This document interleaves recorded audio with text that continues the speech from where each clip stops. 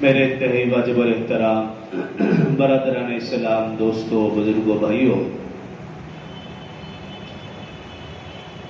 اسلامی سال 1446 ہجری کا آغاز یکم محرم الحرام سے ہو چکا ہے۔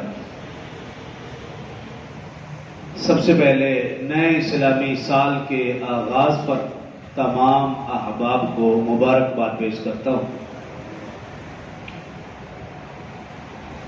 اور دوسرا یہ کہ اسلامی مہینوں کا نام مسلمان کو آنے چاہیے،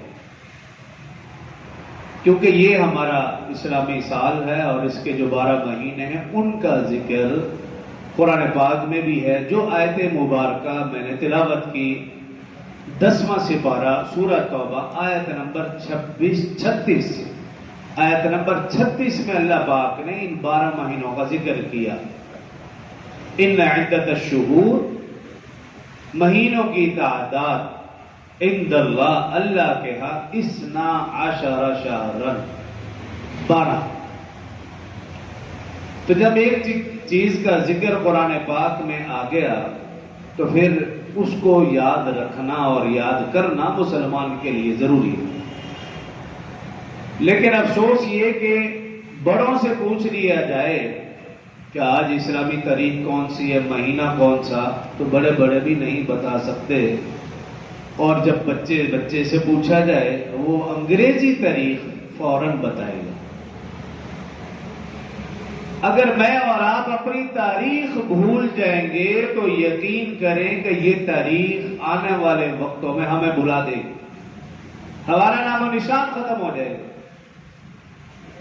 کیونکہ جب ہم نے تاریخ کو بھلایا تو پھر تاریخ بھی بلا دے۔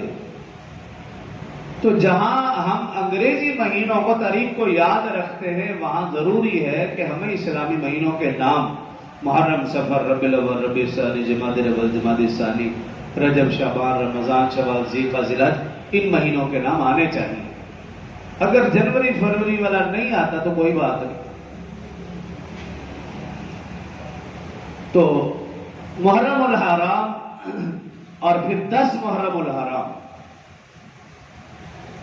ہمارے ہاں رواج پایا جاتا ہے کہ ہم عام طور پر عاشورہ 10 محرم کو سیدنا حسین رضی اللہ عنہ کی شہادت کے طور پر مناتے ہیں۔ اس میں شک نہیں کہ اس عظیم دن نواسہ رسول سیدنا حسین رضی اللہ عنہ کو عظیم الشان شہادت نصیب ہوئی۔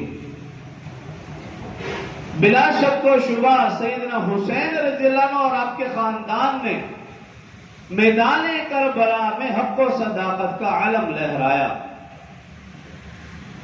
بلا شک و شبہ سیدنا حسین رضی اللہ عنہ اور ان کے خاندان نے کربلا کے ریگزاروں کو اپنے خون سے گلنار کیا۔